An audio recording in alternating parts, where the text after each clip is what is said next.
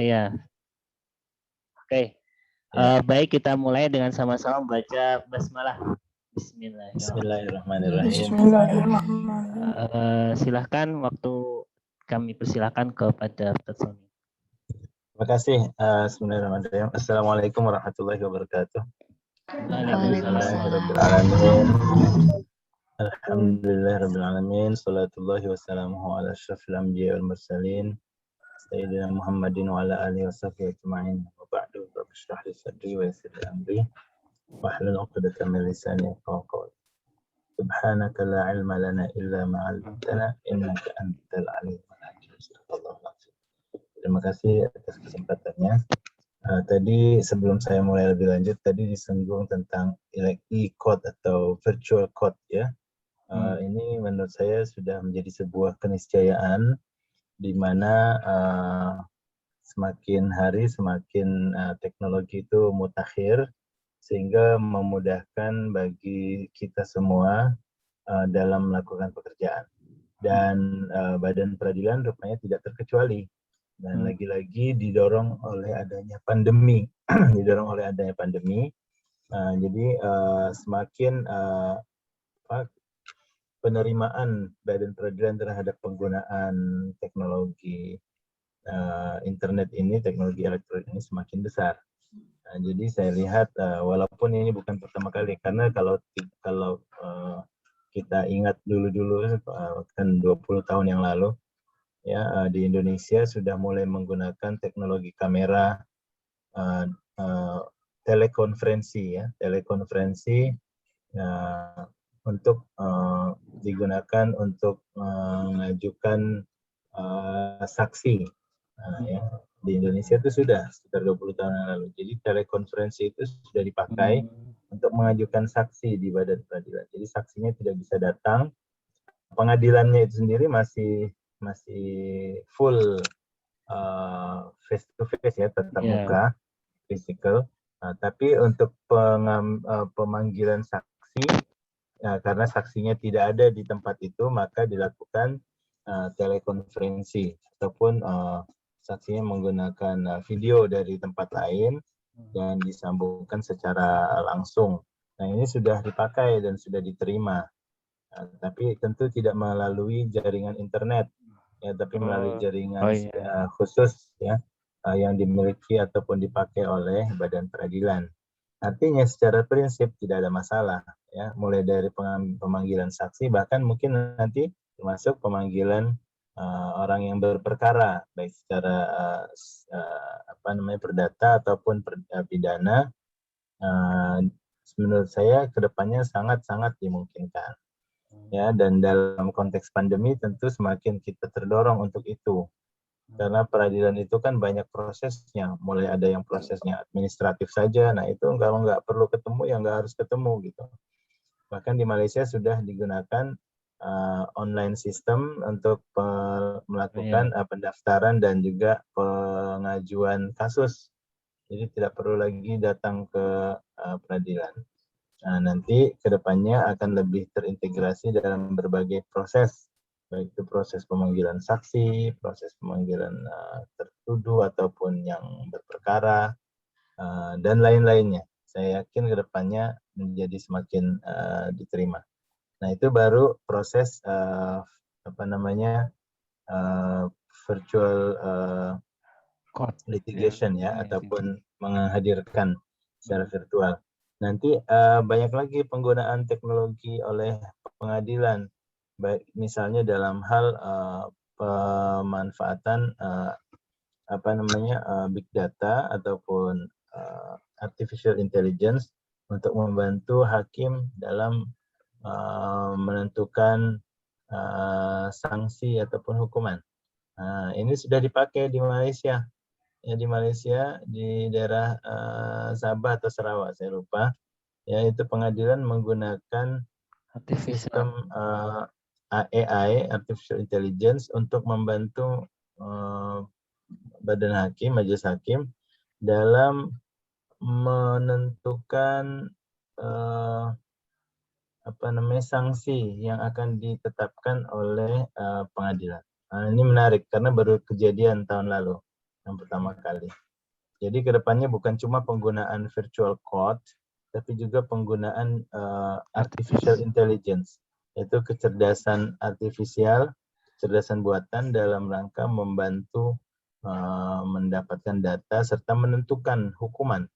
Jadi mau dipenjara berapa tahun itu dibantu oleh teknologi. Kenapa? Karena mereka akan memproses berdasarkan data-data yang lampau, yang diproses misalnya ya sanksi-sanksi yang pernah ditetapkan oleh pengadilan di kasus-kasus yang lampau. Jadi dilakukan nanti komparasi dan juga sintesa data sehingga bisa sesuai dengan tren yang berlaku. Nah, ini menarik ya ke depannya. Jadi misalnya kalau ada suami mencederai istri misalnya, nah ini patutnya dihukum berapa tahun penjara.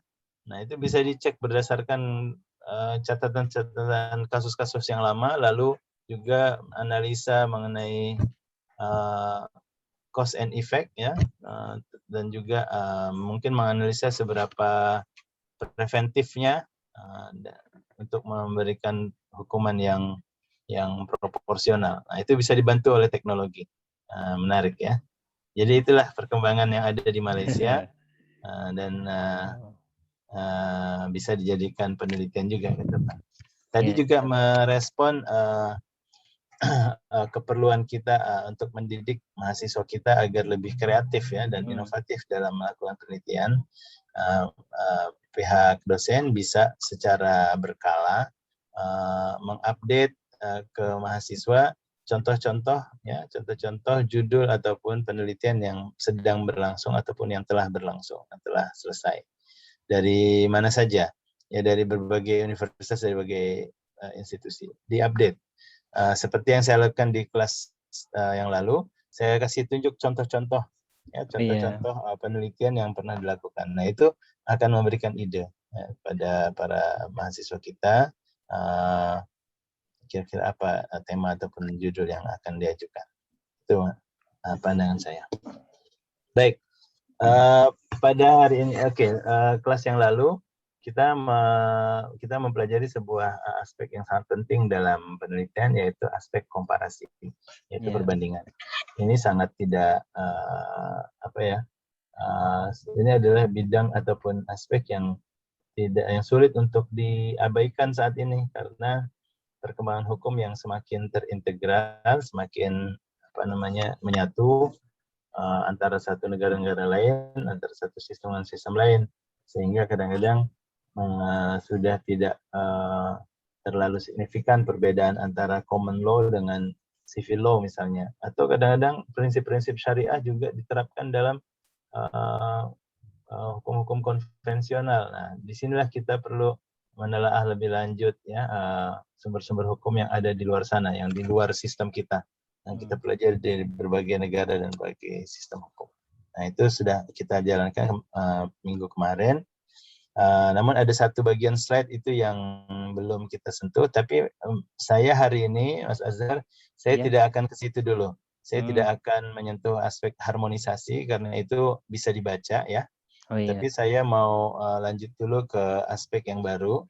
Dalam hari ini perbincangan kita adalah tentang aspek hukum dan etika penelitian. Ya, kita akan bicara itu sekarang. Baik, apakah sudah terpapar? Sudah tampil, Ustaz. Baik. Jadi untuk pengetahuan adik-adik, rekan-rekan mahasiswa semua, ini adalah sebuah kajian ataupun bidang ataupun aspek ya dari metodologi penelitian yang tidak terpisahkan, yaitu isu etika dan hukum penelitian. Ya, apalagi kita berpandukan pada nilai-nilai yang kita miliki, yaitu nilai-nilai syariah, nilai keislaman, dan juga nilai-nilai pendidikan keindonesiaan. Nah, ini semua akan membentuk sebuah body of norm ya, norma yang diharapkan bisa direfleksikan dalam segala kegiatan kemahasiswaan dan tentunya termasuk penelitian. Jadi dalam penelitian ini tidak boleh terlepas dari norma-norma yang ada itu, ya, norma-norma yang sudah ditetapkan. Nah, karena kalau terlepas dan kita tidak melihat norma itu, maka ini menjadi sebuah penelitian yang tidak berangkat dari fenomena sosial dan nilai, dan itu mungkin kedepannya menjadi terkesan bebas nilai. Ya, kalau bebas nilai, maka buat apa ada universitas, buat apa ada kepemimpinan, buat apa ada AIK misalnya, ya, belajar AIK. Islam dan Kemuhamadian. Islam dan Kemuhamadian. Buat apa ada filsafat pendidikan dan filsafat pendidikan nasional, ya, tujuan pendidikan nasional. Ini semua inilah semua yang akan membentuk dan membuat jadi frame, ya, terhadap semua kegiatan kita sebagai akademik, ya, baik mahasiswa ataupun dosennya. Maka lagi-lagi penelitian yang kita lakukan tidak bisa dan tidak boleh terlepas dari nilai-nilai etika dan hukum di mana kita hidup, yaitu dalam konteks UMS misalnya, ya, kita adalah bagian dari sistem pendidikan nasional, maka harus membawa nilai-nilai filsafat pendidikan nasional. Pada saat yang sama juga berangkat dari norma keagamaan, ya, karena di mana kita sebagai perguruan tinggi Muhammadiyah membawa misi amar ma'ruf dan nahi mungkar, ya, amar ma'ruf dan nahi mungkar. Jadi penelitian dari mahasiswa ini tidak boleh tidak terlepas, tidak boleh tidak memiliki aspek amar ma'ruf dan nahi mungkar. Kenapa? Karena Muhammadiyah itu adalah gerakan amar ma'ruf dan nahi mungkar dalam berbagai aktivitas, baik itu pendidikannya, social service-nya, dalam hal charity, dalam hal membantu orang. Ini kan tujuannya adalah untuk amar ma'ruf nahi mungkar.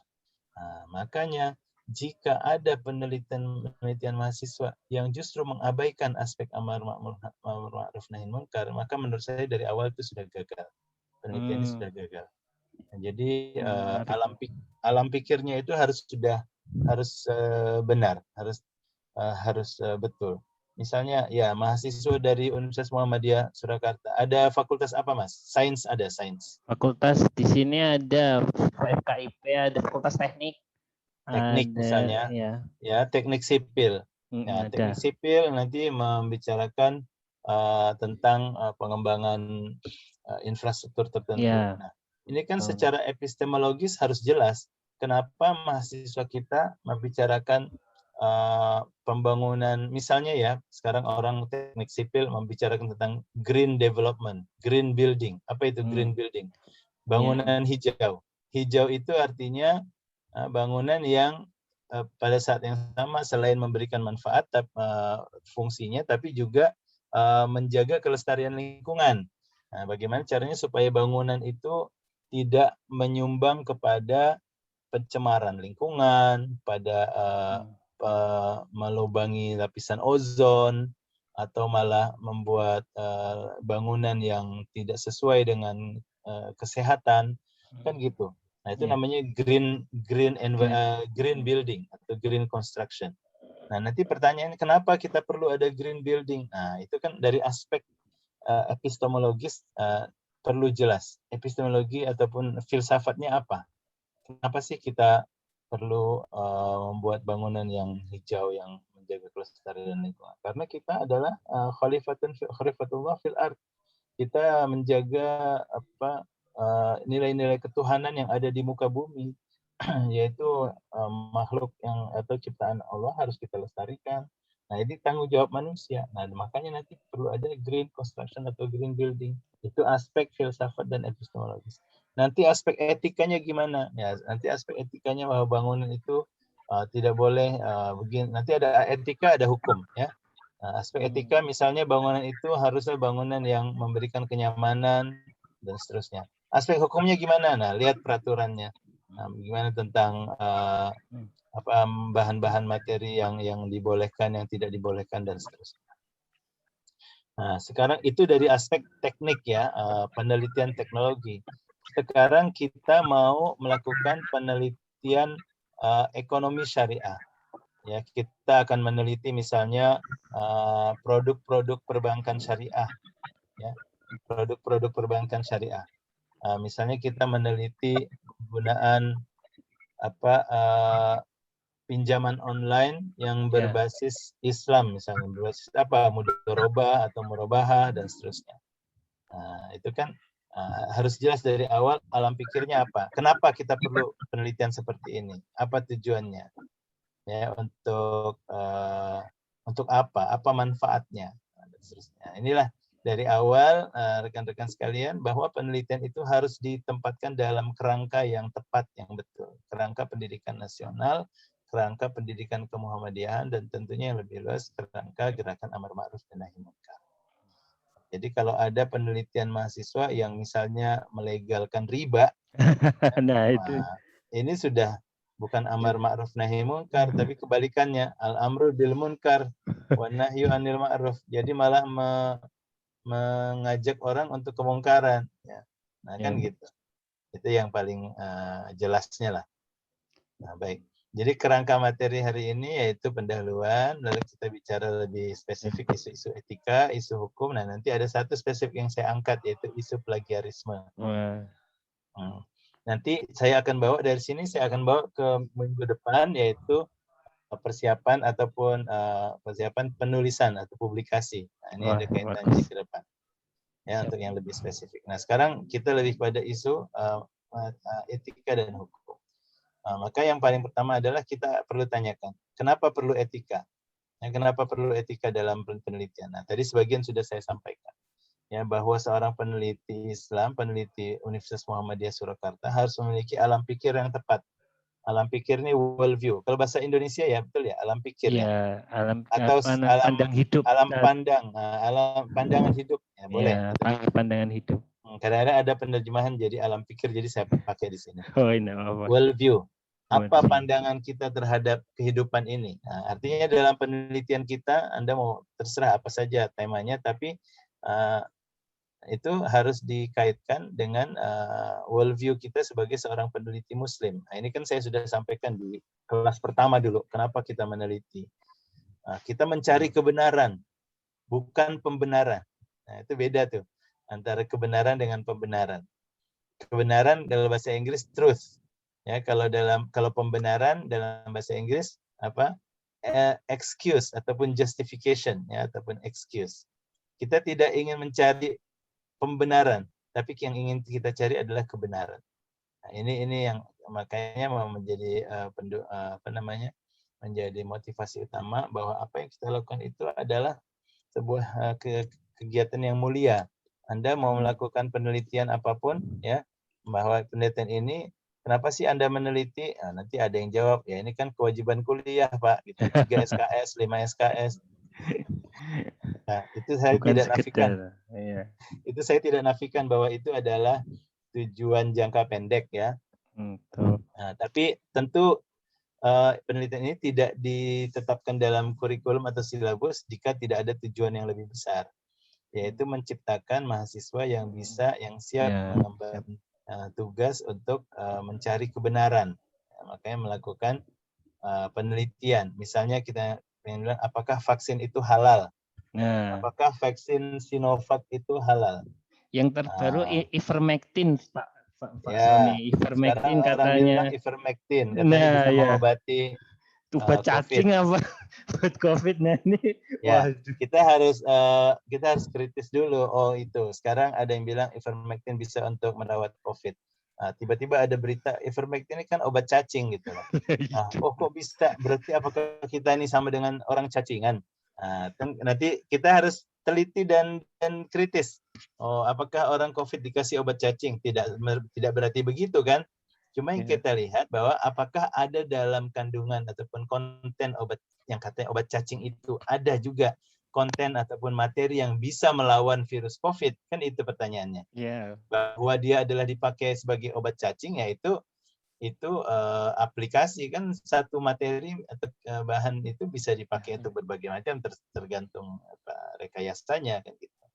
Nah, jadi ini untuk mengetahuinya gimana? Yang nggak bisa hanya sekedar baca-baca broadcast di WhatsApp ataupun di Facebook. Tolonglah, mahasiswa kita harus berubah ya. Anda harus kritis. Paling tidak mahasiswanya Pak Azhar Alam dan Pak Soni Zulhuda jangan terlalu mudah diobok-obok oleh disinformasi dan hoax ya.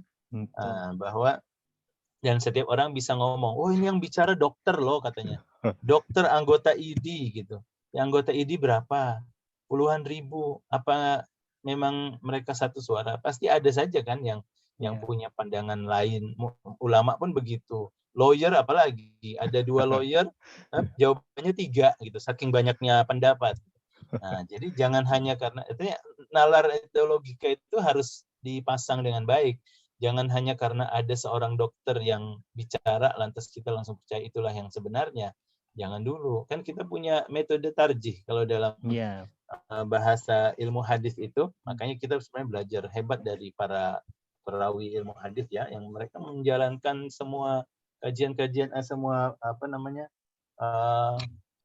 metodologi penelitian ini dengan sangat sempurna. Sangat sempurna, subhanallah, tabarakallah. Ya, 6 orang, terutama 6 orang penulis buku hadis yang paling mu'tabar ya. Imam Muslim, Imam Bukhari, Imam Nasai, Imam Tirmidzi ya. Siapa gitu, ada 6 kan yang kita mu'tabar. Itu subhanallah ya, rekan-rekan sekalian. Itu mereka kalau bukan karena kejuhudan dan kezuhudannya, jihad dan zuhudnya, dan juga atas karunia Allah, tidak mungkin bisa menciptakan hasil-hasil yang maha hebat ya. Sahih Muslim, Sahih Bukhari, Sunan Nasai, Sunan Tirmidzi dan lain-lain. Subhanallah, dan dengan itulah kita bisa mendapatkan manfaatnya. Jadi mereka melakukan penelitian. Mereka tidak sekedar dengar katanya Nabi Muhammad ngomong begini gini. Wah, datangin langsung ya ke siapa yang ngomong? Oh, ada di Palestina, ya. Datangin. Oh, ada di Syam, datangin.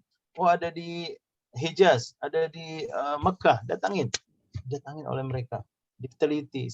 Siapa? Oh, yang ngomong itu sudah meninggal. Nah, jadi siapa dia yang dengar dari dia? Dengar dari dia si Anu. Si Anu, didatangin si Anu. Katanya kamu dengar dari ini. Iya, betul. Nah, kalau ditanya nanti akan diproses itu. Oh, saya dengar dari si Anu yang sudah meninggal, si Anu itu katanya dengar si Anu dengar dari si Ani dengar dari tabiin, dan seterusnya. Oh, dicatat itu. Dicatat. Nah, tapi tidak di situ saja, kan dicek semua itu nanti. Identitasnya. Jadi ada 2 kan, dari segi dobitnya dan juga adalahnya dan dobitnya. Ada 2 aspek. Ya, pertama, dobitnya itu artinya kebenaran hafalan. Apa benar nggak dia hafal? Benar nggak dia tidak lupa-lupaan orangnya? Nggak gampang dipengaruhi hafalannya. Nah, itu dicek 1. Yang kedua adalah, jadi hafal total tidak cukup, yaitu lebih pada integritas orang itu. Ya, adalah itu keadilan ataupun integritasnya. Jadi bayangkan kalau dia mengambil sebuah hadis dari seorang yang melakukan dosa. Nah, itu tidak diambil karena di situ menyebabkan keraguan ya. Nah, itulah metodologi yang benar-benar diterapkan kalau dalam agama. Kita belajar dari ilmu mustalah hadis ya, mustalah hadis.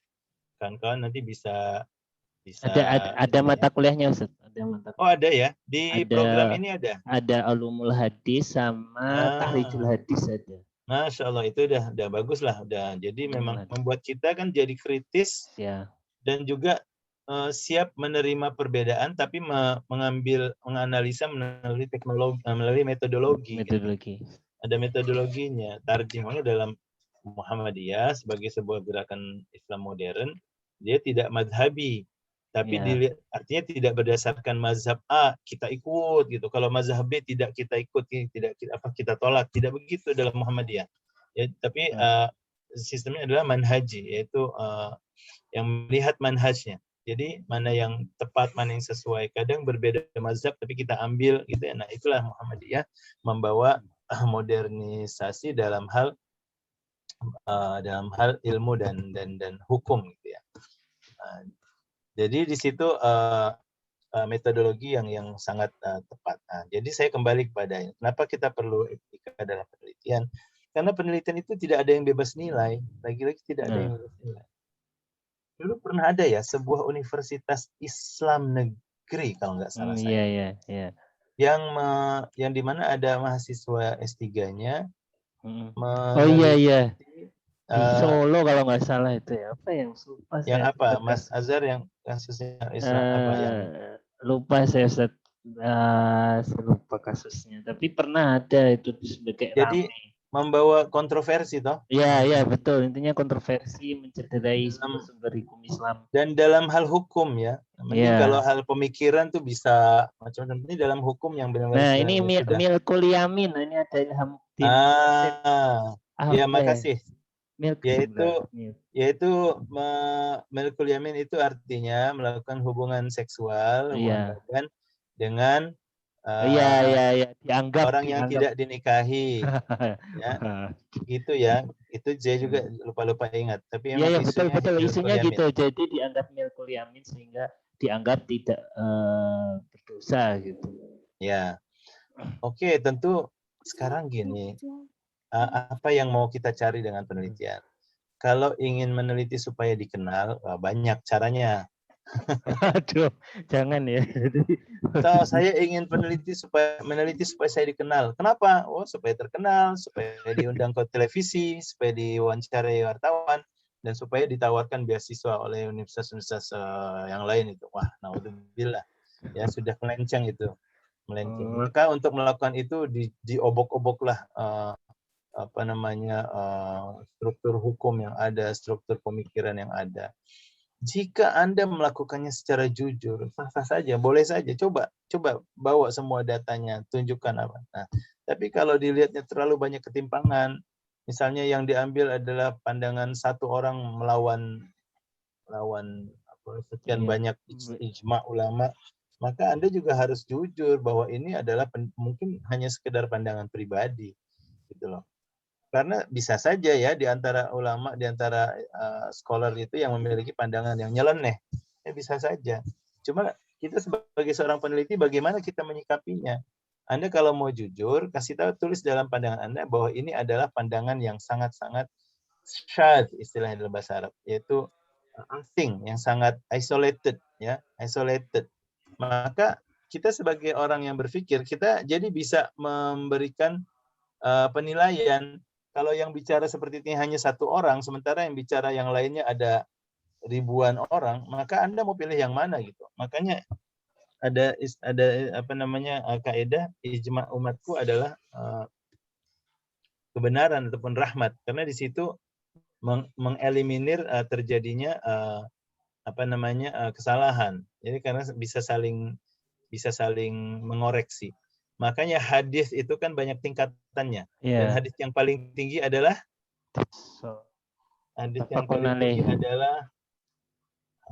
hadis mutawatir.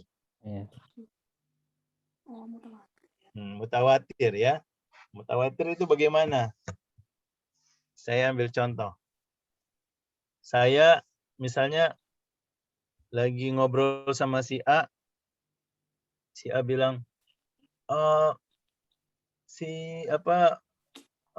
seorang tokoh misalnya Mr. X ya, Fulan terkena COVID. Saya dengar dari si A, kamu hati-hati nih, ini tokoh umat, tokoh masyarakat. Kamu dengar dari mana? Si A bilang, saya dengar dari B. B dari mana? B lihat langsung. Oke, B lihat langsung. Apakah ini mutawatir? Ini belum mutawatir. Apakah ini soheh? Bisa jadi soheh. Asalkan kita yakin si A tahu tentang si A, tahu tentang si B, dan B langsung dengar, langsung ketemu orangnya. Kalau yang kita tanya si A langsung dapat dari sumbernya, itu soheh.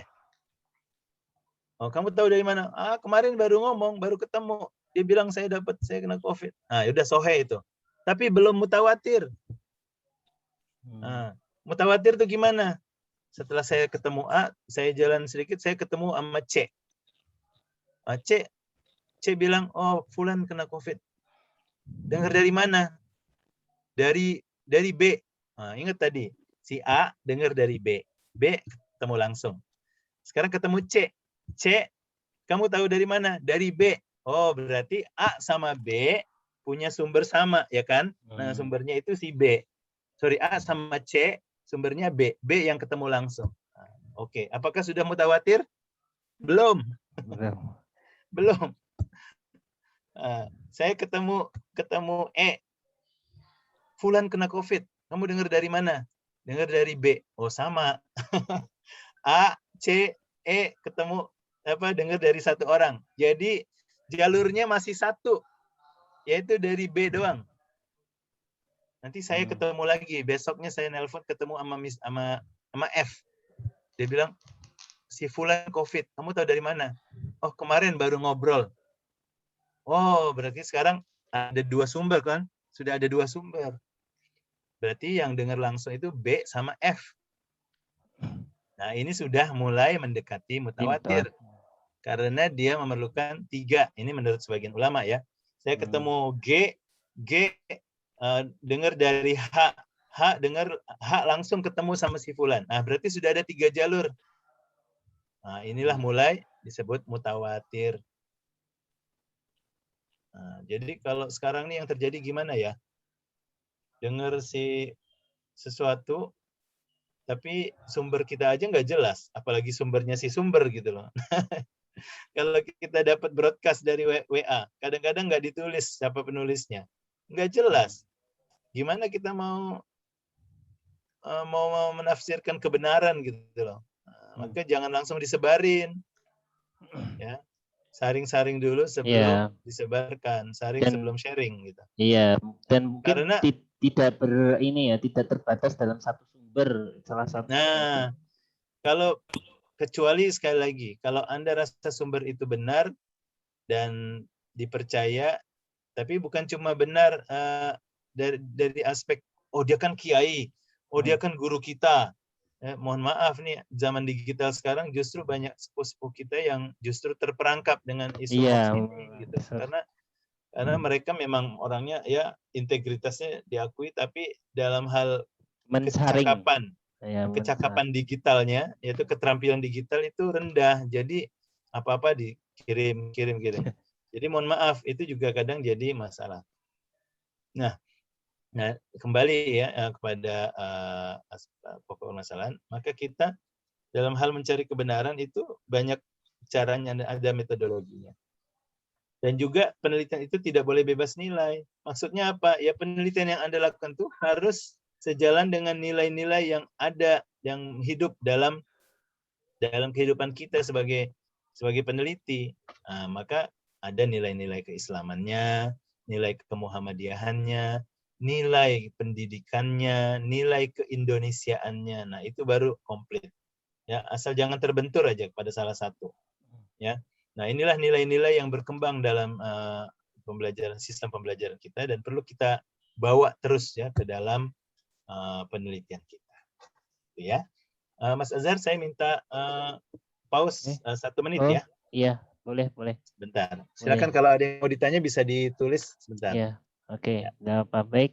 Mungkin ada teman-teman, kalau tadi saya mungkin mengambil kesimpulan ya teman-teman, mungkin ini ada juga dari semester 6 ya yang saya undang lewat WA. Jadi yang kita sering temukan itu banyak teman-teman itu mengambil sumber data penelitian itu hanya satu dan hanya sekedar wawancara. Kemarin itu kita pernah menemukan satu kasus ya, dia meneliti dalam sebuah perkara sengketa tanah misalnya hutang piutang, tapi yang diwawancarai satu. Jadi menarik ini menjadinya kita sering bertanya-tanya. Jadi ada seorang perempuan dan laki-laki. Nah, katanya itu tanahnya itu adalah miliknya si perempuan. 2 orang ini adalah suami istri gitu ya. Tapi yang diwawancara itu si istri ini toh. Kemudian si laki-laki meninggal, kemudian ada sengketa tanahnya itu kemudian menjadi sangkut pautnya dengan hutang pabrik sekitar. Ya, jadi itu susah. Tapi ketika dia hanya mewawancarai satu orang si perempuan ini aja, dia itu apa namanya secara ringkas tuh saya ingat sekali apa namanya si perempuan ini apa namanya si perempuan ini ya di dalam penelitian itu diakui itu dia itu merasa dizolimi karena sertifikat tanahnya itu di apa namanya disandra oleh pihak pabrik gitu kan. Nah, kemudian kan kita telusur siapa yang kamu wawancari, yang diwawancara ya perempuan itu. Jadi tok si perempuan itu. Padahal pertanyaannya mengapa sertifikat tanah yang dimiliki, kan biasanya kalau suami istri itu ya milik bersama kecuali ada pemisahan harta gunung gini. Kenapa kok bisa disita kemudian jadi hutang piutang? Nah itu belum bisa dikonfirmasi karena yang otomatis yang si perempuan ini misalnya ya si istri tadi ya merasa dirinya benar sehingga sertifikat tanahnya harusnya kembali ke dirinya. Nah tapi tanpa meminta wawancara pihak pabrik atau di situ yang dia itu apa namanya memberikan pinjaman, apa namanya, nah maka yaitu menjadi sumber yang kurang sangat meragukan. Maka kalian seperti itu harus diinikan. Jadi kalau kalian ya sebenarnya tidak ada aturan khusus berapa jumlahnya ya, tapi sangat ideal kalau kalian itu mewawancara itu ya sebanyak mungkin. Kalau kalian memang tidak ke kuantitatif, ya kalau bisa yang kualitatif itu mewawancarainya itu sekitar 10 orang lah ke atas. Karena beberapa international standard itu sekitar itu, 10, 20, ya. Bahkan ada beberapa yang dibuat fokus group discussion itu 40 orang dikumpulkan bareng. Dalam rangka apa? Yaitu menggali data sebanyak-banyaknya. Jadi kalian itu yang kemarin itu apa namanya di Medpen ya, kalian kan belum terlalu tegas itu mewawancarai pihak ini. Tolong kalian coba sebutkan biar lebih ini mewawancarai 3 orang dari ini, 3 orang dari unsur ini, 3 orang dari unsur ini ya, sehingga data itu semakin terpercaya. Jadi bukan hanya mewawancarai pihak yang berkepentingan, ya, harus didetailkan. Semakin detail itu semakin membuat penelitian kalian itu benar-benar siap, semoga bisa lolos. Ya di itu apa namanya masukannya karena kemarin saya baca-baca beberapa ya sekarang sudah mulai dinilai sih beberapa milik kalian kalian cek lagi nanti intinya tolong apa namanya dibuat dengan serius ya. Baik yang lainnya silakan kalau ada pertanyaan yang mau ditanyakan sambil menunggu Ustadz Sony kayaknya mungkin ada telepon penting atau apa namanya urusan ya kita. Nah, mungkin yang etika ini sangat menarik sih, sangat menarik. Nanti kalian harapan kita juga, teman-teman ini saya doakanlah, saya sangat berharap mahasiswa HES itu suatu saat mereka ke luar negeri, apa namanya, dalam riset lah, melanjutkan studi dan lain sebagainya. Namun kalian jangan lupa, ini kayaknya pesannya sangat penting juga dalam etika. Bisa jadi kalian nanti ke dunia barat, tapi kalian etika Islamnya mulai hilang. Sering itu, banyak banget ya di waktu di Indo Soleh waktu di sana selesai dah banyak sekali apa namanya godaan-godaan dan macam-macam lah kayak misalnya contoh minum-minuman keras ada bahkan beberapa teman sharing itu bahkan orang-orang Muslim yang belajar di Eropa yang merasa karena wah ini kan saya harus mempertahankan hidup kalau mempertahankan hidup itu harus tubuhnya harus hangat maka saya harus minum whisky macam-macam. Nah, ini udah mulai kehilangan etika di situ. Ada banyak juga beberapa riset etika yang kemudian inginnya itu malah mencederai nilai-nilai Islam. Nah, itu sering di McGill University itu sering saya pernah baca itu Sony salah satu tesisnya itu yaitu mengkritisi Perda Syariah yang ada di Aceh. Apa namanya? Menurut saya Aceh ini harusnya tetap dipertahankan di mana salah satu bagian provinsi Indonesia yang bisa ya secara otoritas dan mungkin karena sejarahnya juga mendukung apa namanya mereka itu proses merdeka sehingga mereka bisa diterapkan hukum pidana Islam ya satu-satunya lokasi di tempat lain kan sudah sulit makanya harusnya tapi ada yang dapat beasiswa itu sampai di Amerika itu untuk mengkritisi Perda Syariah. Mungkin itu saja Ustaz Sani, silahkan.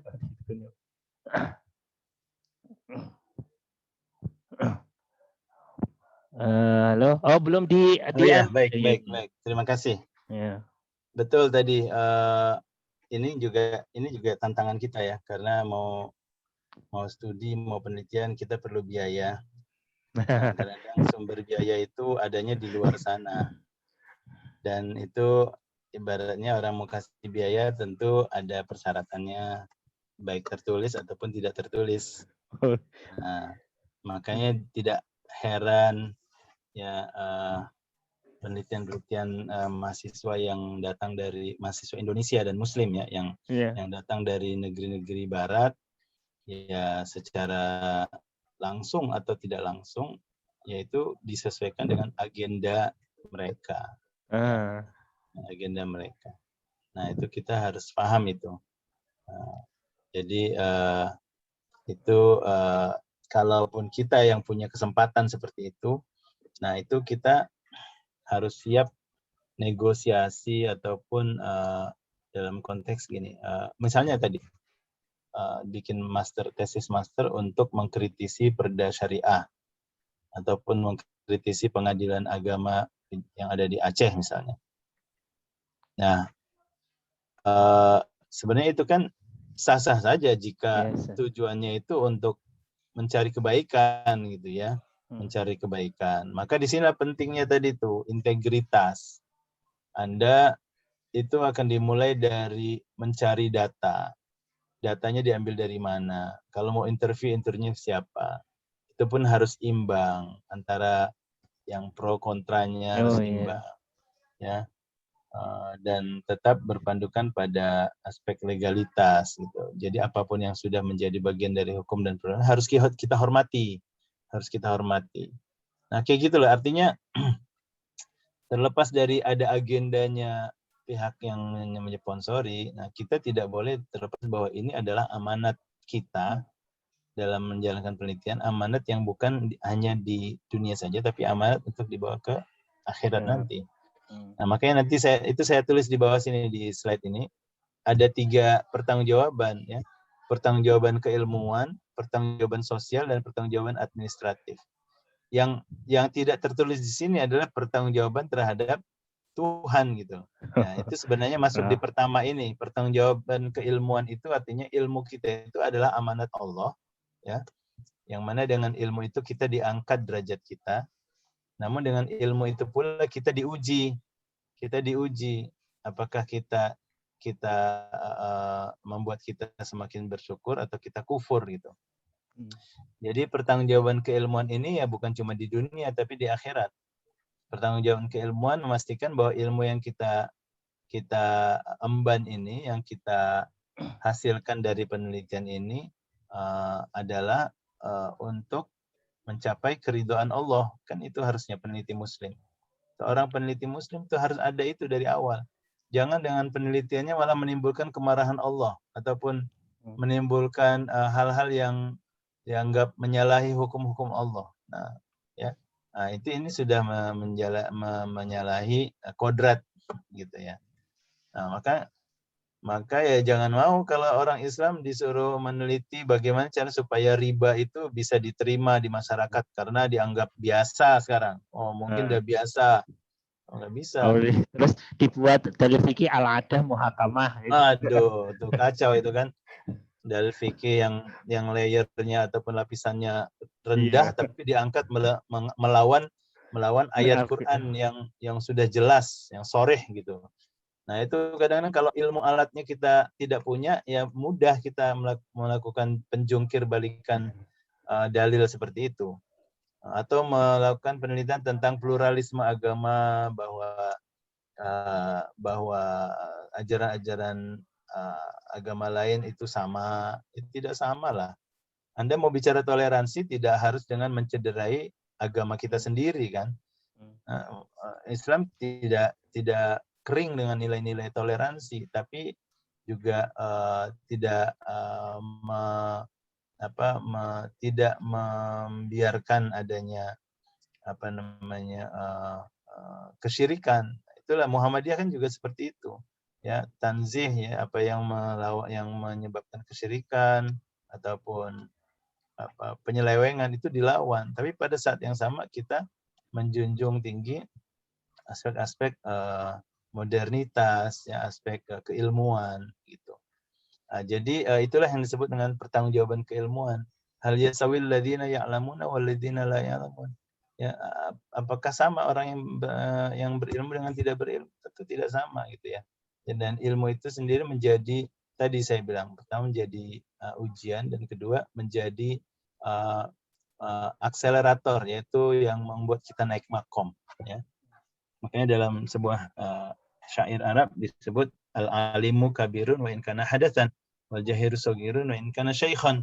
Seorang yang alim, yang berilmu itu dipandang besar, dipandang tinggi, mulia, walaupun ia seorang yang masih kecil, masih muda. Kebalikannya, seorang yang jahil, ya, akan dipandang kecil oleh masyarakat walaupun dia umurnya sudah sepuh, sudah tua dan lebih senior gitu. Nah, itulah fungsinya ilmu. Dan yang kedua adalah pertanggungjawaban sosial. Nah, Anda itu mau meneliti untuk mengobrak-abrik masyarakat atau untuk menata masyarakat gitu. Kan tanggung jawab sosial itu jadi gimana? Oh, kan aku ingin terkenal. Ya udah, kalau ingin terkenal ngapain capek-capek meneliti? Ya, bul ala zamzam fatu'raf gitu kata orang Arab, ya. Ustaz Azhar, bul ala zamzam fatu'raf itu ya, apa istilahnya? Peribahasanya orang Arab. Apa itu bul ala zamzam? Bul, bala ya bulu, baul. Kencing sembarangan. Nah, kencingi sumur Zamzam, maka kau akan menjadi masyhur sedunia. Bul ala zamzam fatu'raf. Ya, bul ala zamzam fatu'raf.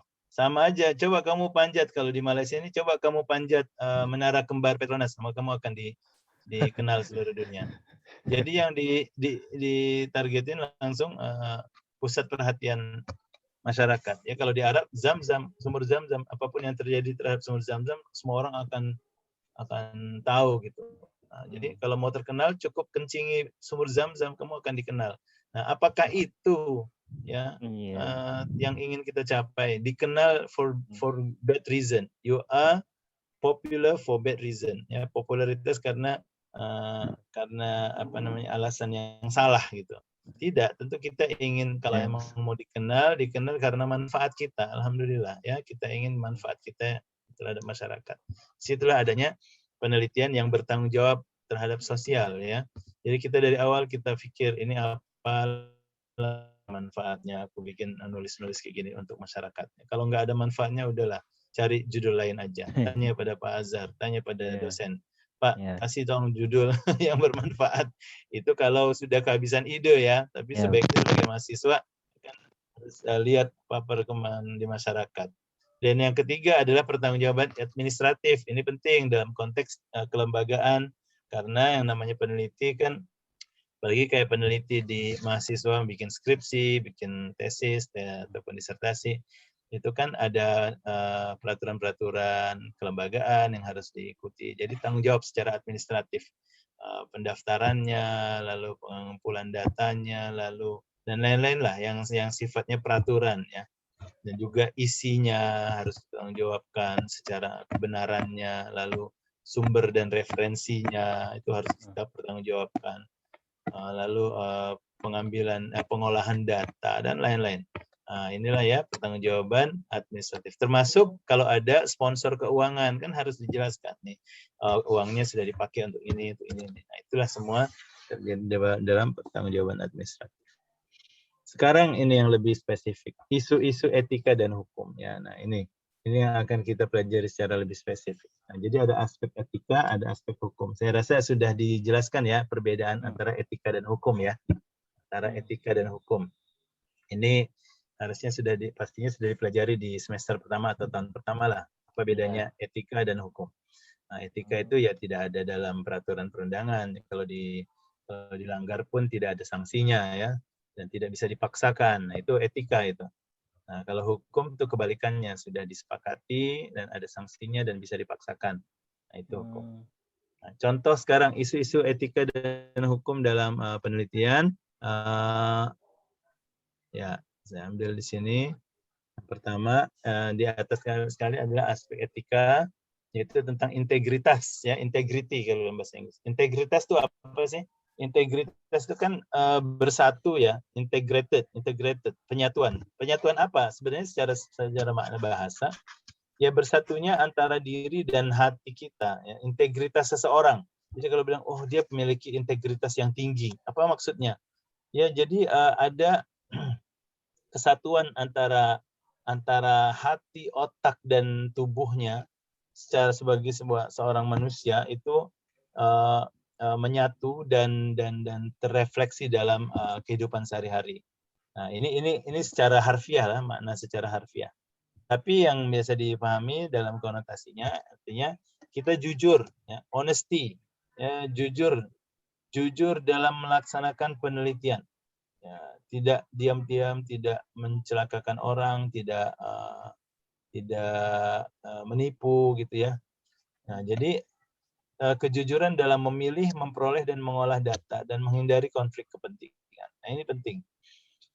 Dalam memilih data, tadi saya contoh, misalnya penerimaan masyarakat Solo terhadap pelaksanaan ataupun terhadap produk bank syariah misalnya, ya. Nah, berarti kan kita harus turun ke lapangan, kita harus nanya masyarakat, bagaimana menurut Anda tentang bank syariah di Solo? Bagus atau enggak? Lalu bermanfaat atau tidak? Nah, ini saudara-saudara sekalian, jika si peneliti punya agenda-agenda yang parsial, yang sifatnya ingin ingin mempropagandakan agenda tertentu, maka dia akan memilih-milih data kan, dia akan memilih-milih sampling, dia akan pilih orang-orang yang menurutnya mewakili apa yang dikehendaki. Nah, sebagai contoh, wah kita pengen supaya orang senang bahwa produk perbankan Islam di Solo diterima oleh masyarakat. Akhirnya apa? Udah kita ke UMS aja lah, ambil samplingnya dari UMS. Dari orang-orang UMS. Dari orang-orang yang sudah tahu dan mengerti tentang bank syariah. Dan yang dipilih adalah mahasiswanya Pak Azhar. Karena sudah tahu semua, ngerti tentang bank syariah, setuju dan mendukung. 100 data sampling diambil dari situ. Akhirnya jawabannya semua 99% mengatakan setuju, puas, menerima, dan ya pokoknya maknyus. Akhirnya wah, dengan penelitian ini kita katakan 90% masyarakat Solo menerima ya produk perbankan syariah yang ditawarkan di masyarakat. Apakah kita sudah jujur dalam memilih data? Nah, itu kan kalau kita mau jujur ya jangan semua dari UMS ya. 20% UMS, 20% universitas yang lain yang umum ya. Lalu 20% masyarakat umum yang bukan di pendidikan. Lalu 20% yang di masyarakat di pemerintahan. Nah, itu baru nanti representatif gitu loh. Jadi kalau emang mau bilang masyarakat Solo ya masyarakat Solo yang kayak gimana gitu loh. Kecuali kalau mau bilang penerimaan perbankan Islam bagi anak remaja di Solo. Nah, itu udah mulai kita anak remajanya pun nanti juga dipilih ya, jangan semuanya santri gitu. Harus ada yang non santri, ada yang umum. Nah, baru kita dapat gambaran bahwa ini loh gambaran sebenarnya penerimaan masyarakat. Nah, inilah maksudnya kita memerlukan kejujuran ataupun integritas dalam memilih data, lalu dalam memperoleh data. Memperoleh data itu artinya apa? Ya kita kalau mau ngambil data kita harus terbuka. Ini daripada sumbernya, maaf Bapak saya mau wawancara ya. Nah, ini ada 5 pertanyaan, tolong diisi kuesioner. Oh, ini untuk apa, Dek? Ada deh, Pak, pokoknya untuk penelitian kami. Tapi nggak ngasih tahu untuk apa, tujuannya apa, materinya apa. Misalnya penelitian tentang apa, nggak dikasih tahu. Nah, itu sudah tidak terbuka, tidak transparan. Nah, kayak gitu juga tidak etis ya. Jadi ketika kita mengambil data dari sampling, ya kita harus kasih tahu, maaf ya, saya sedang melakukan penelitian tentang Bank Syariah di Solo. Tujuannya untuk mengetahui persentase penerimaan masyarakat Solo terhadap produk-produk perbankan syariah. Nah, kan kayak enak kalau udah ngomong gitu, baik secara lisan ataupun tertulis, kasih tahu. Nah, jadi ketika kita memperoleh, kita dapat data dari orang yang sudah tahu tujuannya. Nah, ini juga merupakan aspek etika, aspek integritas kita dalam mengelola data, memperoleh data, dan juga mengolah data. Ya, mengolah itu juga kan nanti bagaimana supaya integritas terjaga. Maka dalam mengolah data kita menggunakan metodologi pengolahan data yang baku, yang standar. Jangan semau-maunya kita mengolah data semau kita, ya nanti tidak bisa diuji. Kan namanya penelitian itu adalah ada metodologinya. Maka kita menggunakan metodologi dalam mengolah data. Juga menghindari konflik kepentingan. Nah, kita sebaiknya menghindari, jangan kita melakukan melakukan penelitian di mana kita itu ada konflik kepentingan di situ. Misalnya melakukan penelitian terhadap perusahaan di mana perusahaan itu adalah milik orang tuanya sendiri gitu. Nah, penelitian terhadap sebuah perusahaan dari aspek pematuhan syariah, compliance ya, tapi itu perusahaan milik orang tua. Nah, nanti ujung-ujungnya supaya menunjukkan perusahaan ini compliance syariah dan seterusnya. Nah, memang tidak salah, tapi nanti secara etika bisa dipertanyakan. Oh, ya, kok Anda meneliti perusahaan orang tua sendiri gitu? Emangnya dapat dana penelitian dari mana? Ya dari orang tua juga. Nah, itu gimana? Nah, itu ya. Nah, nanti bedakan dengan penelitian yang memang untuk kepentingan perusahaan itu. Nah, misalnya perusahaan ayah Anda bilang, nih tolong bikinin penelitian. Nah, itu kan penelitian komersil namanya ya. Nah, bukan akademis. Tapi kalau sudah penelitian akademis yang sifatnya dari kampus dan seterusnya, nah itu kita harus menjaga itu supaya tidak ada bertabrakan. Nah, lantas apakah salah? Sekali lagi saya bilang tidak salah. Tapi nanti di situ ada prosedurnya yang harus kita kemukakan. Harus terbuka kita. Harus terbuka. Saya punya konflik nggak dalam hal ini? Oh ya, ada potensi bias dan konflik. Misalnya bahwa si peneliti merupakan bagian dari institusi yang diteliti. Nah, itu kan harus dikasih tahu biasnya ininya. Nah, kalau mau menghindari ya hindari aja dari awal gitu. Itu artinya lebih sedikit konfliknya lebih bagus gitu ya.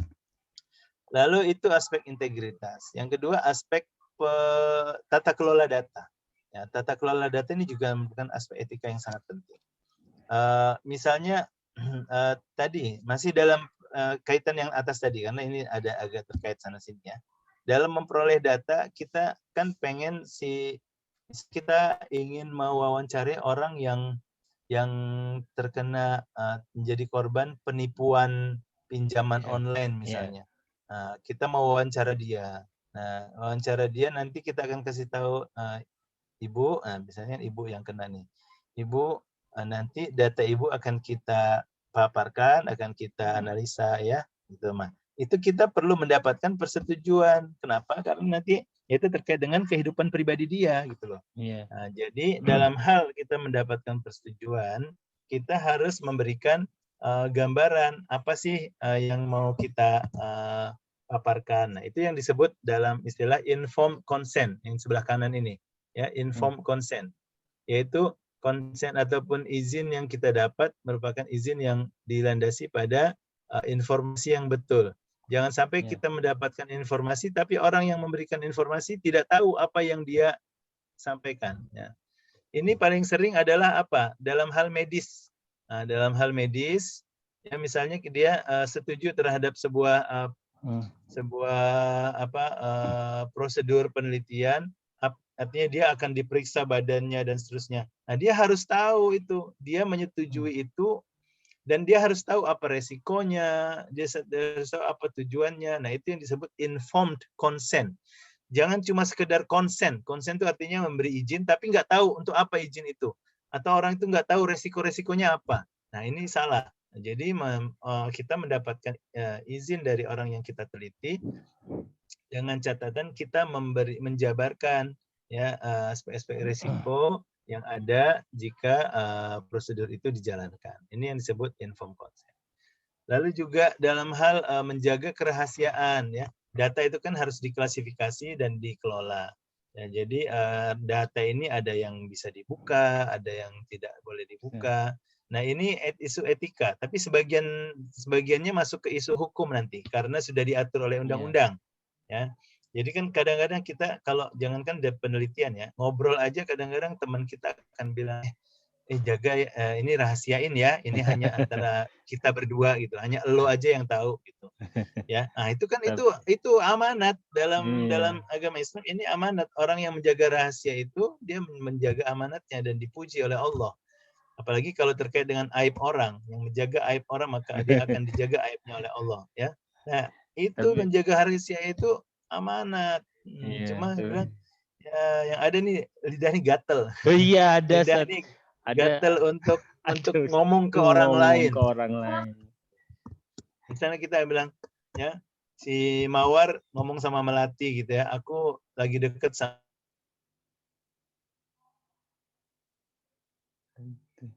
Ini saya ya, itu internetnya saya.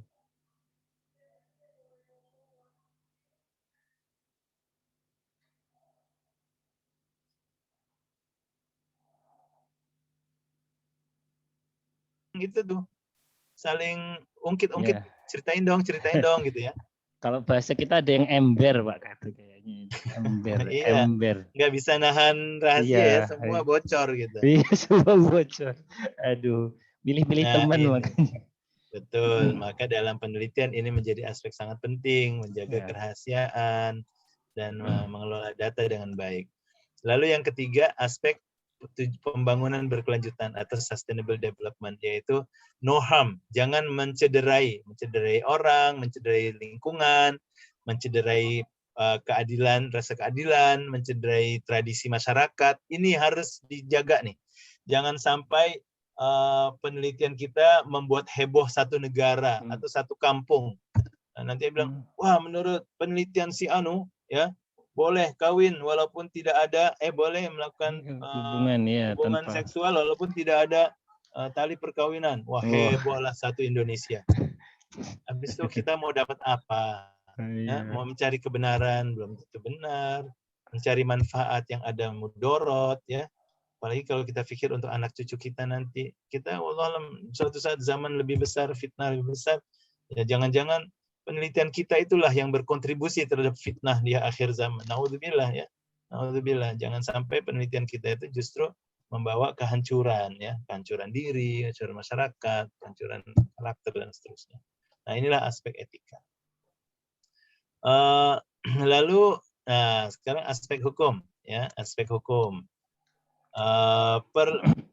Perlindungan haki. Haki itu apa ya? Hak atas kekayaan intelektual. Nah, jangan nanti kita nulis sesuatu yang sebenarnya adalah hak cipta orang lain, kita jiplak. Nah, ini hak cipta. Misalnya ada gambar orang, lukisan orang, atau kita masukkan ke dalam penelitian kita.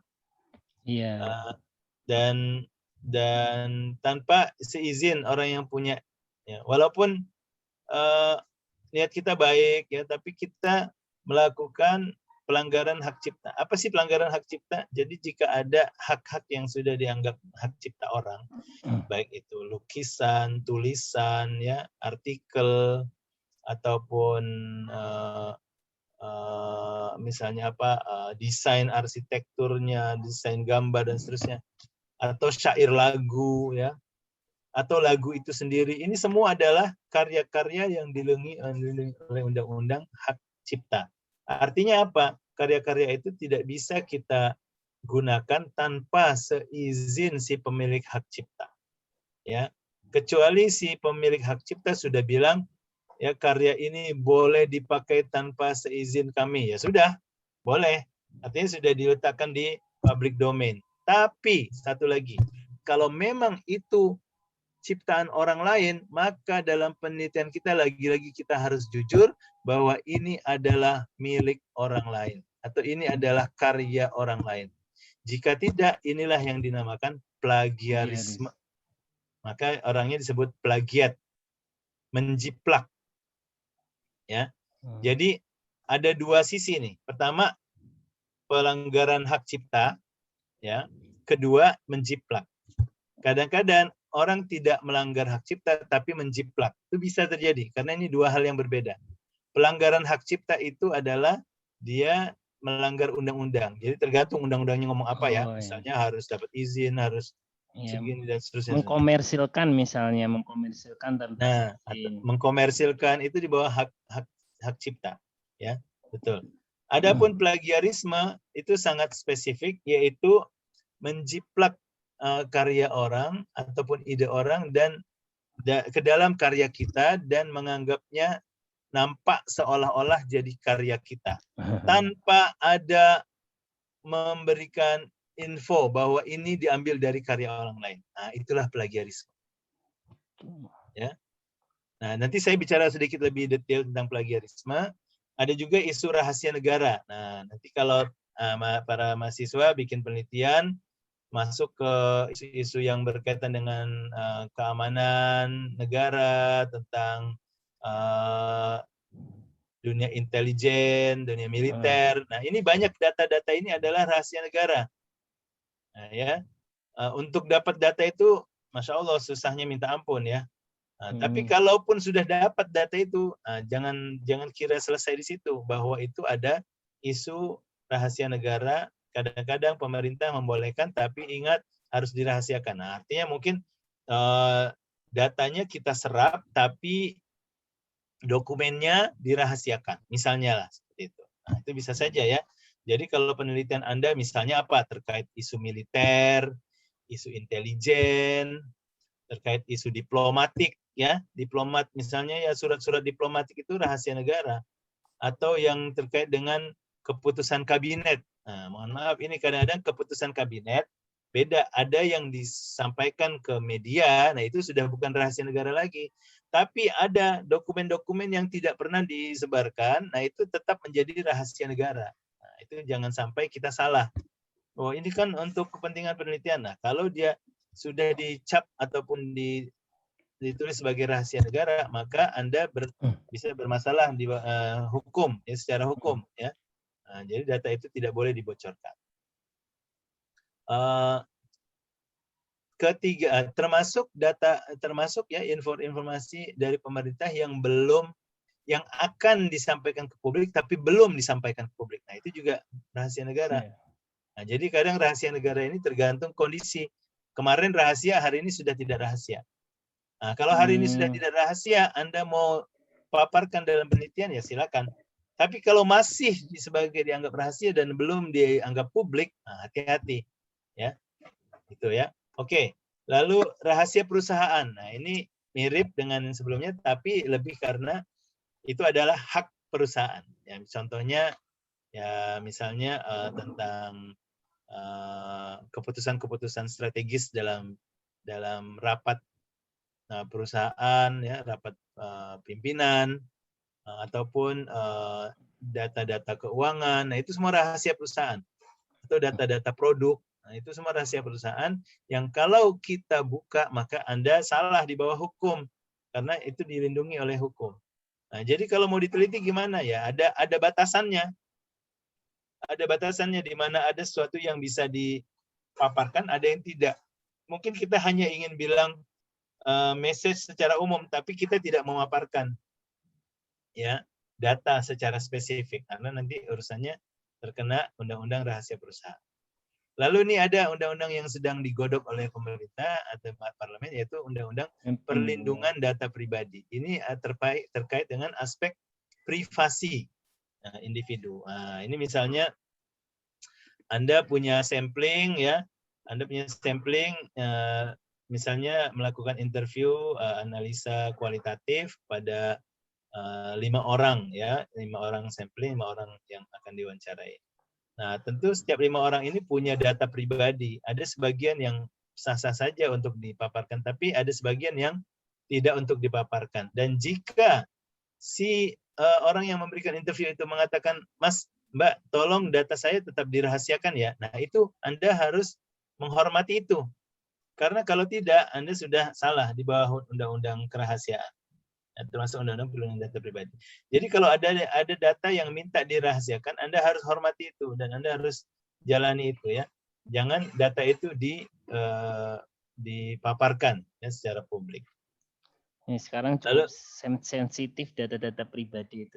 Iya, betul. Kadang-kadang sekarang juga misalnya trennya adalah data-data pribadi yang lama itu kemudian tidak tahu bisa bocor kemana, kemudian akhirnya dibuat menjatuhkan seorang ke yang lain. Betul, betul.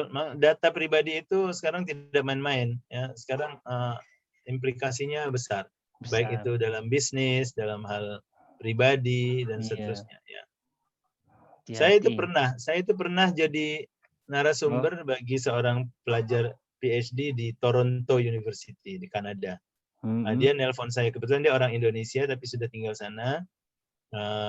Dia sedang S3 di sana di Kanada, lalu minta saya sebagai narasumber menceritakan tentang aspek-aspek perkembangan teknologi dan internet di Indonesia dan juga Malaysia. Lalu saya ditelepon hampir 1 jam.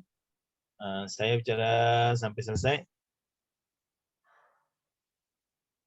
Nah, sebelum ditelepon, saya sudah dikasih tahu, Pak Sony, Anda punya 2 pilihan. Apakah data Anda ingin kami rahasiakan atau ingin di-share saja nama Anda. Cukup nama dan dari mana, ya gitu. Jadi pilihannya 2, mau disimpan tanpa nama, jadi anonymous, atau mau disebut nama Anda.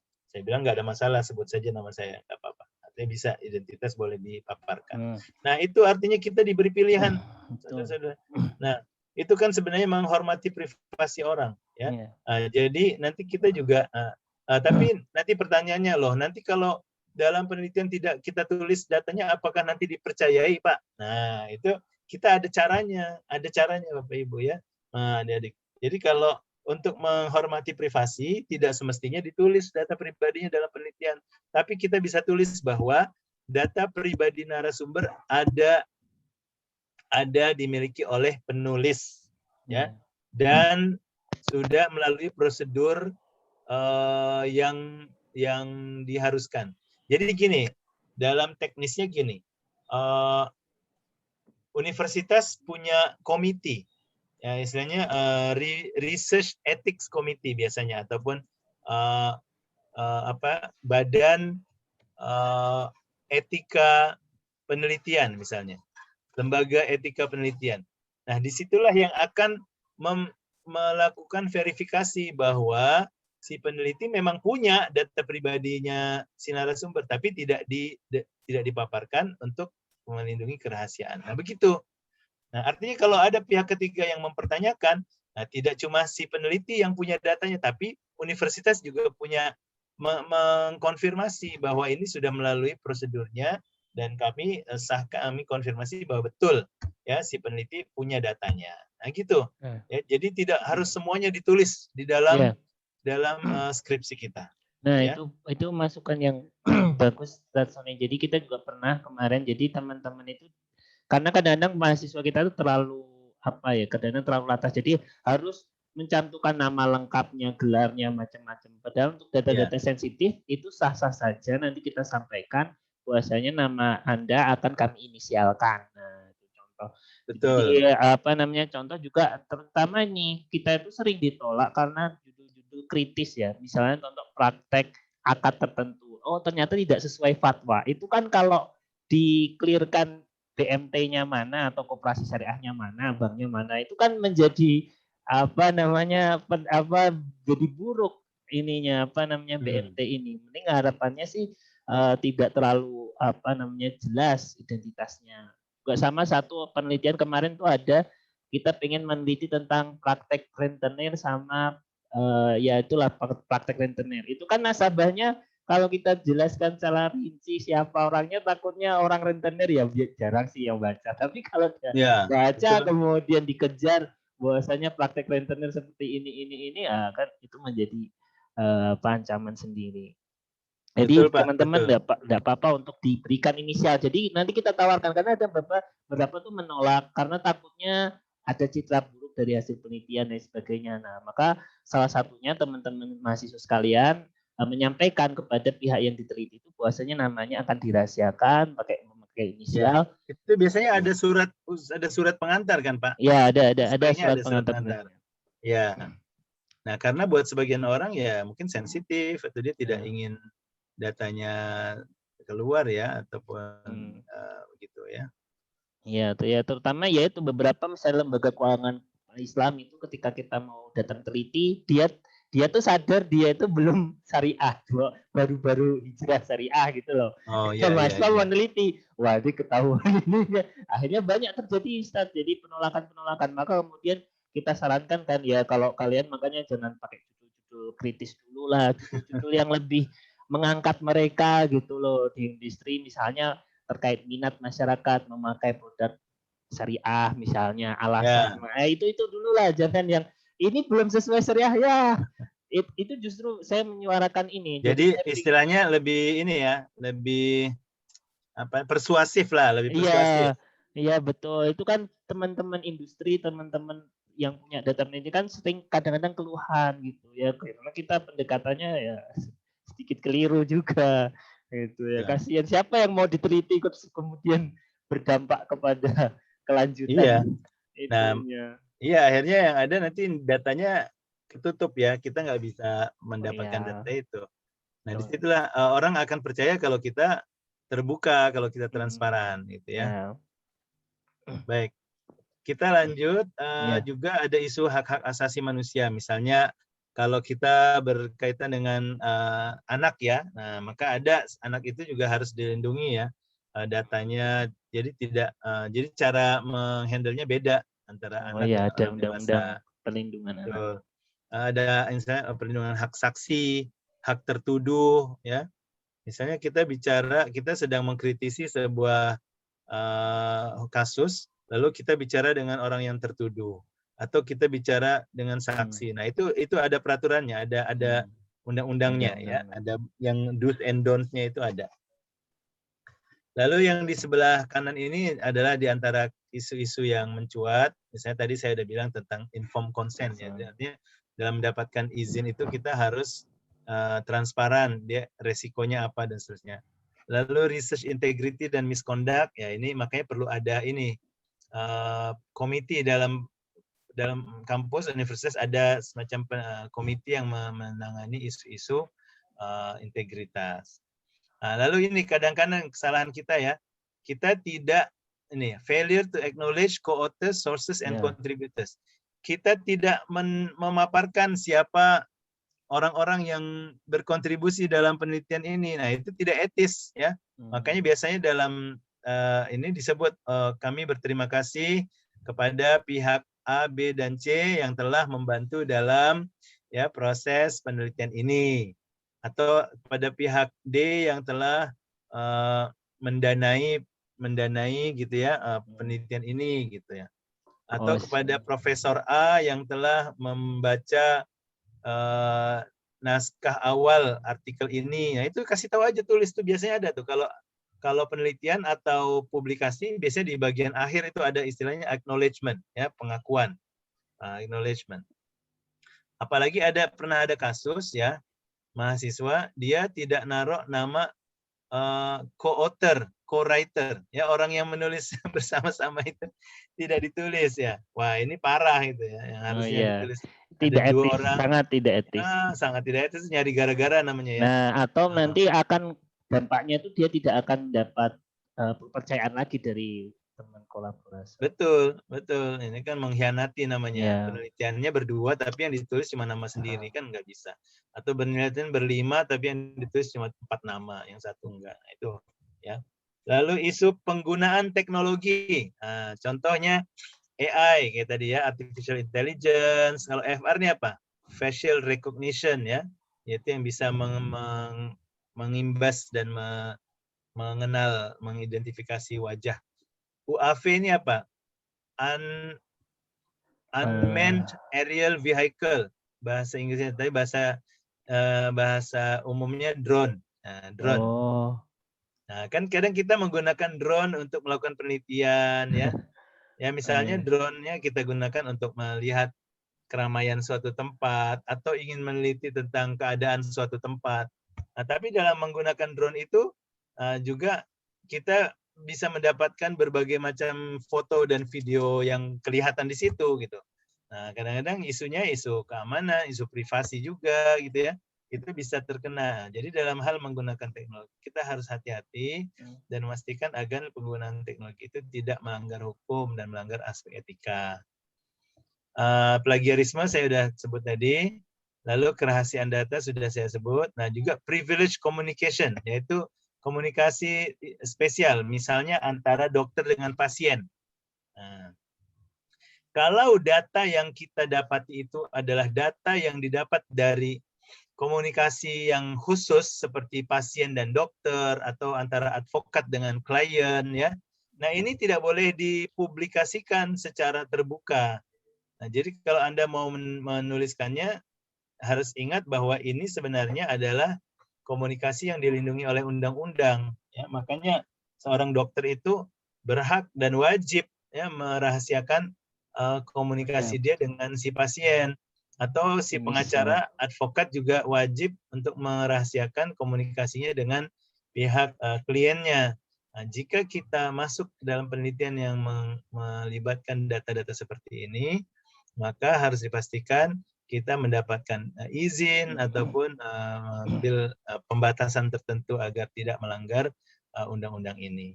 Ya, nah ini secara umum gambarannya. Nah, di sini saya sedikit bincang tentang plagiarisme karena ini terlalu marak ya, terlalu marak.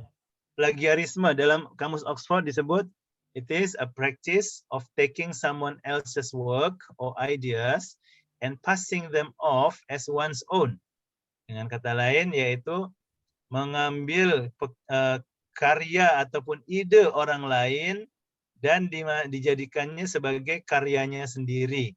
Nah, artinya itu ya dengan kata lain dalam KBBI, Kamus Besar Bahasa Indonesia adalah penjiplakan yang melanggar hak cipta. Penjiplakan yaitu tadi, oh ini menulis ya, ada tulisan orang, wah kita taruh, kita copy paste, kan gampang sekarang. Copy paste, lantas kita tidak tulis sumbernya. Jadi untuk orang yang membaca, ya seakan-akan ini adalah tulisan ataupun buah pemikiran si penulis skripsi itu. Nah, inilah yang salah. Jika ketahuan, maka ini bisa dikenakan tindakan etika, ya, tindakan disiplin.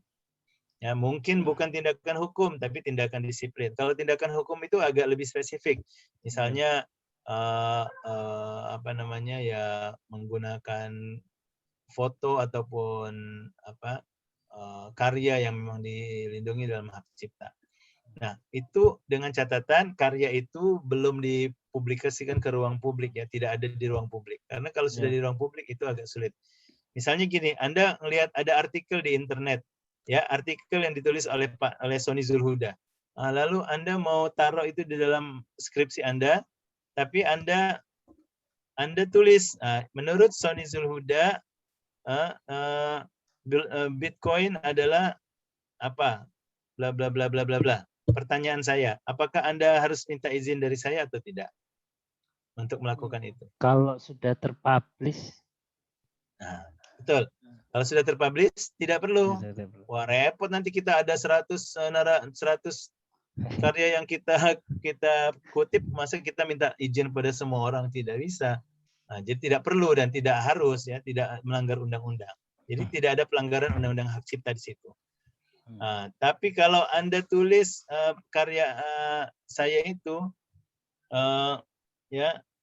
tidak pakai izin dan juga tidak menuliskan sumbernya, ini baru, ini adalah pelanggaran hak cipta juga dan juga plagiarisme juga, gitu ya. Jadi Anda telah mengambil mengambil karya orang tanpa mencatat karya siapa itu dan seakan-akan itu jadi karya dia. Nah, ini ada sebuah artikel menarik ataupun paper yang ditulis oleh Fendi Trianto Iya, Aji ya terlalu. dari Universitas Airlangga. Kenal nggak ini, Mas? Nah, belum kenal. Belum ya. Tapi ini Pak. cukup banyak tersebar ini karya beliau ini dikutip tentang perilaku plagiarisme di kalangan mahasiswa magister Universitas Airlangga. Dia berani berarti mengambil isu. Hebat ya. Dan itu banyak loh di situ. Silakan dicek. Ini menurut dia apa pengertian plagiarisme ya. Dia juga kutip dari orang. Nah, ini juga cara yang bagus ya. Plagiarisme adalah tindakan yang menyalahgunakan pencurian atau perampasan, penerbitan, pernyataan, atau menyatakan sebagai milik sendiri sebuah pikiran, ide, tulisan, atau ciptaan yang sebenarnya milik orang lain. Nah, gitu ya. Jadi nggak jujur sudah dari awal. Kalau memang itu Anda kutip dari orang lain, tulislah, apa salahnya ya. Tulislah ini menurut Bu Ani dalam karyanya gini. Itu tidak membuat kita jadi kelihatan bodoh ya teman-teman sekalian. Justru membuat Anda nampak cerdas bahwa Anda itu menempatkan satu pada tempatnya. Nah, tapi ini masalahnya. Kita asik kutip sana, kutip sini, tulis ya narasumber sana. Tiba-tiba apa yang terjadi? Ya, ketika ditaruh dalam Turnitin, skripsi kita 90% isinya kutipan. Iya. Ataupun petikan dari karya orang. Nah, apakah ini plagiarisme? Ini bukan plagiarisme selama Anda menulis sumbernya. Bukan plagiarisme ya. Nah, tetapi masalahnya ini sudah tidak layak karena 90% itu bukan karya Anda. Mohon maaf. 90% Anda kutip sana menurut si Anu gini. Lalu menurut si Anu memang betul gini. Dan juga terakhir menurut si Anu begini. Jadi itu 5 halaman isinya kutipan dari orang semua. Nah, ini tidak betul. Ya. Bahkan kalau di kampus kami standar yang dibolehkan maksimal itu hanya 24%. Oh, kalau kita untuk teman-teman mahasiswa ini S1 30% kita. Oke, 30% lebih kurang lah. Artinya Ya, kalau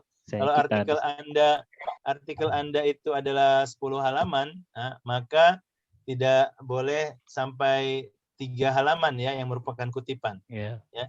Nah, tapi kutipan itu sendiri pun ya jangan sekadar kutip, itu menandakan kita tidak kerja gitu.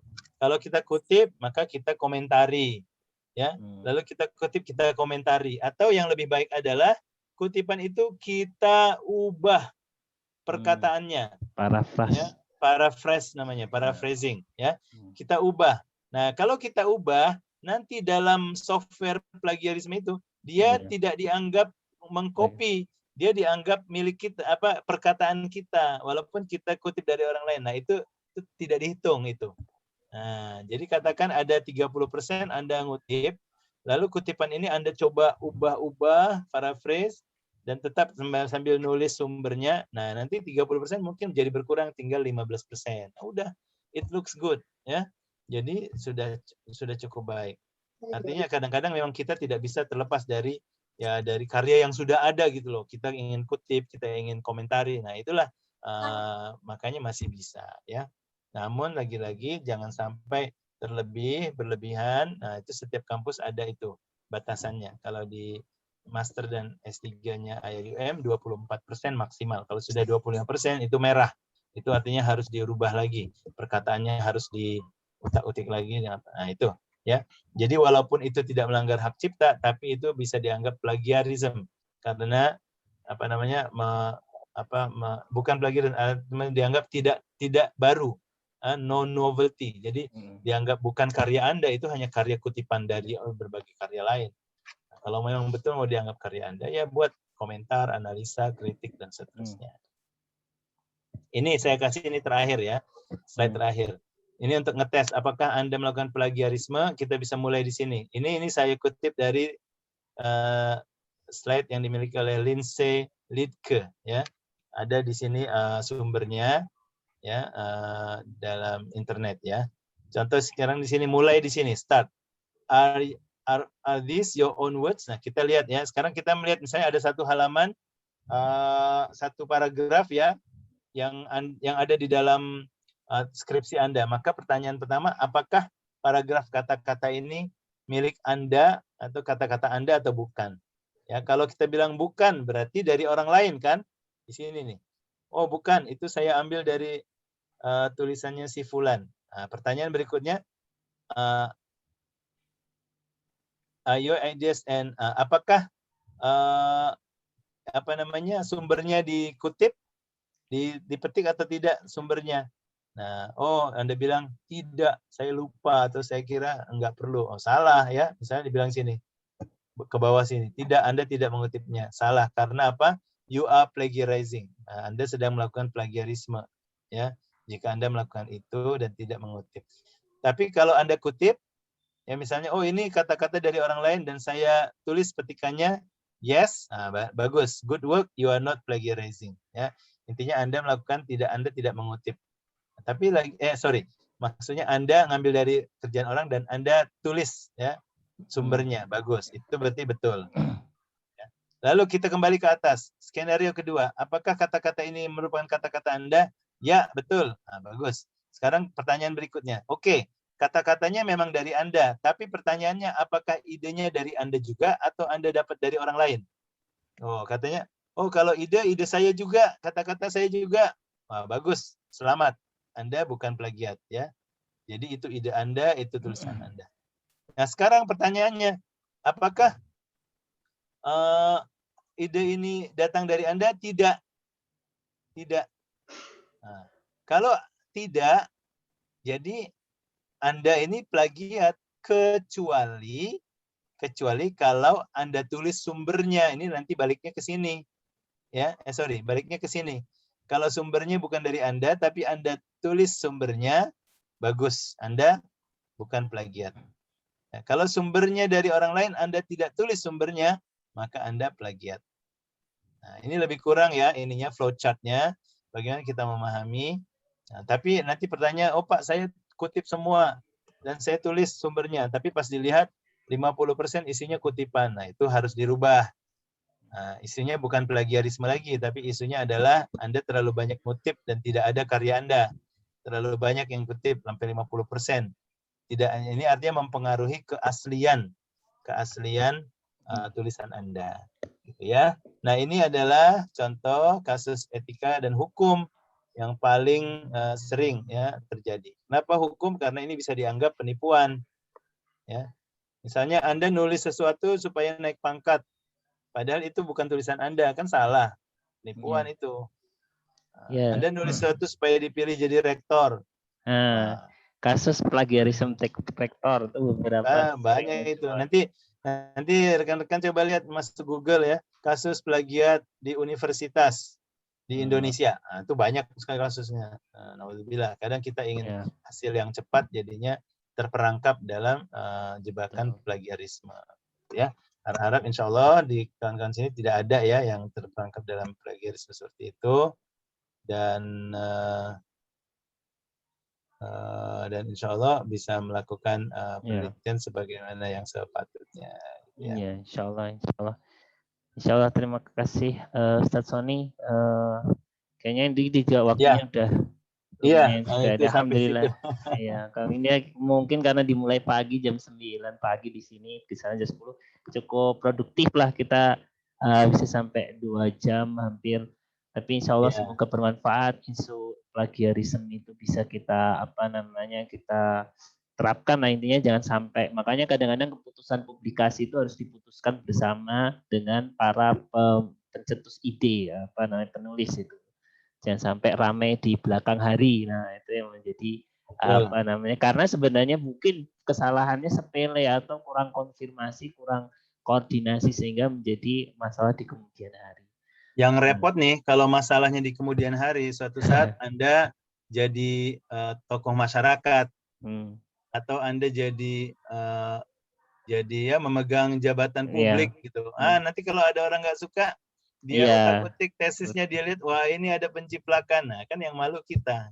Iya, betul. Karena ada juga salah satu yang orang yang baik di nama akademiknya hancur karena isu tentang plagiarisme. Betul.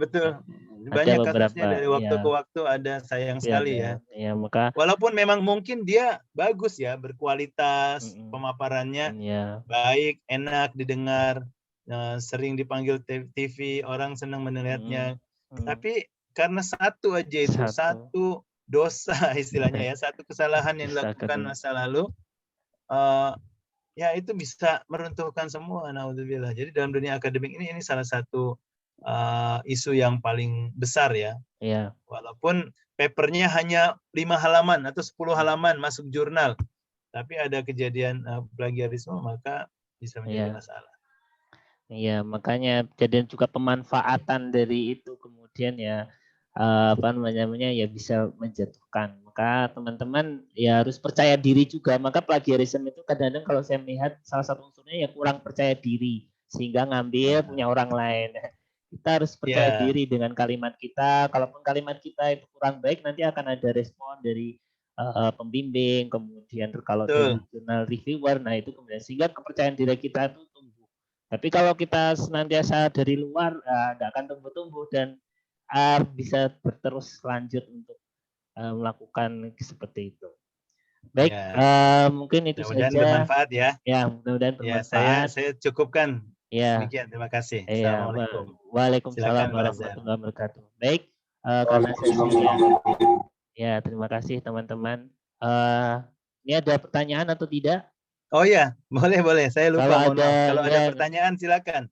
Silakan, Misaul, Susan. Saya sudah selesai. Jika ada yang mau ditanya atau komentar, silakan. Susan, ada nggak pertanyaan? Cukup, Pak. Oh, cukup. Tapi sangat jelas sekali. Mari kita tutup pertemuan kita dengan sama-sama baca hamdalah. Alhamdulillahirrahmanirrahim. Insyaallah masih ada satu pertemuan lagi terakhir. Kita manfaatkan sebaik-baiknya minggu depan sebelum ke UAS, dan saya harap kalian juga memperbaiki proposal kalian itu, lihat kembali. Jangan kayaknya sih mereka sini ya banyak isu plagiarismenya ini. Yang kalian kumpulkan kemarin yang masih banyak nuansa plagiarismenya, kalian coba perbaikikan cuma hanya 10 halaman. Masa semuanya ngutip semua? Masih banyak waktu dan masih banyak cukup tenaga untuk memperbaikinya supaya menjadi lebih milik kalian. Kalau kalian kutip seseorang ya sebutkan ya siapa kutip dari mana, dan semoga juga di Medpen itu jangan kalian banyak teori tapi lebih kepada Medpen apa yang kalian pilih untuk dikerjakan di proposal kalian. Baik, kita cukupkan di sini. Wassalamualaikum warahmatullahi wabarakatuh. Waalaikumsalam warahmatullahi wabarakatuh. Terima kasih, Pak. Ya, sama-sama. Terima kasih, saya pamit ya. Ya.